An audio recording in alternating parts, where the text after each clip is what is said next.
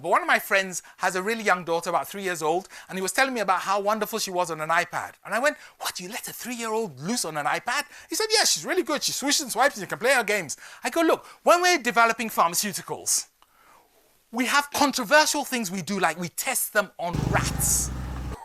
If the rats don't die, we move to monkeys. Are you with me? Finally, when we know it's safe and it's not going to drive anyone nuts, we release it to the public. When it comes to tech, we don't do that. How bizarre. Nobody knows what the impact on his 3-year-old child's brain is going to be 30, 40, 50 years from now. We have no idea. And yet we release it into the wild. They buy these devices. Some of them are even called iPhones. And when they buy these devices, they swoosh and swipe and consume content. You with me?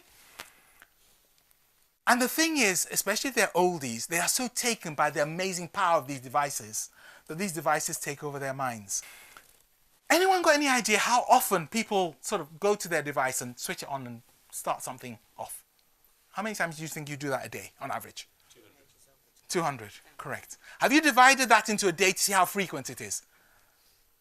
1 day of 8 to 10 hours divided by 200. How frequently are you going onto your machine? Every 3 minutes. Okay. How long do you think it takes to get into that flow, that depth of thinking, which people like Conrad will talk about or demonstrate, which allow you to make a breakthrough, allow you to make a decision? How long do you think that takes to get into the zone? How many? 20 minutes. So what you're telling me is you don't do any thinking. It's a serious point. You see, what happens is, because we're getting all this data, we get deluged. At the same time, everyone's trying to push you their adverts and push you their content. Can you see where I'm going? We're digitally obese. You got it? Okay. And we have to regain our ability to think. Have you any idea how much of our time we're wasting?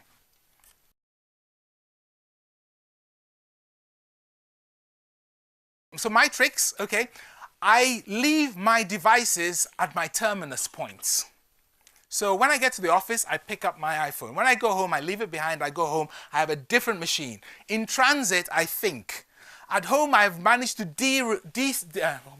remove, that's probably the best way. So I've cut out television. I don't watch normal live television. I don't have a license. If I want television, I go to grab it. And then the other things I do, I have a timer on my desk, and the timer is usually set for about 5 minutes or 7 minutes. So if I go off surfing somewhere else, and I get carried away by all those notifications, buzz, it brings me back, and I go, what the hell was I looking for in the first place? So I have all these coping devices, which I use as my vegetables.